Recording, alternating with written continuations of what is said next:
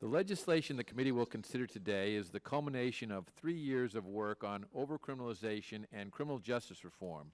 In the 113th Congress, I, along with Ranking Member Conyers, established an overcriminalization task force, which held 9 hearings on a variety of topics, including overcriminalization, overfederalization, sentencing reform, prison reform, and regulatory crime.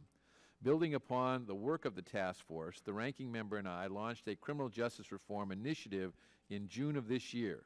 The first step in this initiative was a listening session at which any member of Congress was invited to address the committee on criminal justice reforms. Following the listening session, committee staff worked together in a bipartisan fashion to craft legislation that meets the goals of this initiative. The first bill we will consider today is H.R. 3713, the Sentencing Reform Act of 2015.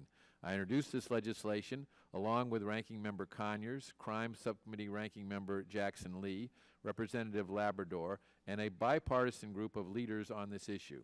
This legislation strikes an important balance between reducing certain federal mandatory sentencing laws and ensuring that these sentencing laws continue to protect the American people from violent criminals. H.R. 3713 makes several significant changes to federal sentencing law. It reduces the mandatory life sentence for a third drug trafficking offense to a mandatory sentence of 25 years and reduces the second strike mandatory sentence from 20 to 15 years. H.R. 3713, in response to a recent court decision, amends federal firearms statutes to clarify congressional intent that stacking of federal penalties requires an intervening arrest and conviction. It broadens the application of the existing safety valve to apply the benefit of sentencing without regard to the mandatory minimum to offenders with prior misdemeanor or nonviolent felony convictions. The bill also creates a second narrowly tailored safety valve for certain offenders facing the 10-year mandatory minimum sentence. Finally, the bill provides for limited retroactivity of the crack cocaine trafficking quantities in the Fair Sentencing Act of 2010. H.R. 3713 also makes the sentencing reductions proposed in the bill retroactive. However, it does not blindly apply retroactivity.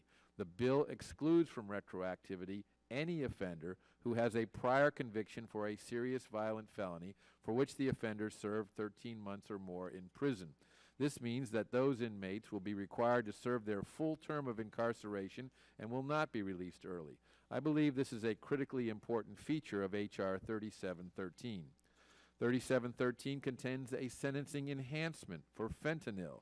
Our nation is currently in the midst of a heroin epidemic. Fentanyl, a narcotic pain medication 80 to 100 times more potent than morphine, is often used as a cutting agent for heroin or is sold disguised as heroin and has led to a rash of deaths across the country. H.R. 3713 imposes a sentencing enhancement of up to 5 years for trafficking in heroin cut with fentanyl or trafficking in fentanyl represented as heroin. This enhancement must run consecutively to the underlying sentence. H.R. 3713 allows serious violent felony convictions to serve as the basis for a sentencing enhancement for federal drug trafficking. Current law only allows prior drug felony convictions to serve as the basis for a sentencing enhancement. As with the limitation on retroactivity, I believe this is an important change that will enable law enforcement to target the violent drug traffickers who threaten our communities. The Sentencing Reform Act proposes targeted, responsible sentencing reforms. It makes common sense changes to certain federal drug sentences while helping law enforcement keep violent offenders behind bars and saving taxpayer dollars. I want to thank the gentleman from Wisconsin, the chairman of our Crime, Terrorism, Homeland Security, and Investigation Subcommittee, who also chaired our task force on overcriminalization, for working with myself and Ranking Member Conyers on this legislation and for the more than 2 years' work that he has dedicated to this issue as well. I also want to thank the Ranking Member of the Crime Subcommittee, the gentlewoman from Texas, Ms. Jackson Lee, for her important input in all of these areas related to criminal justice reform as we set out to adopt legislation that we can send to the floor. At this time,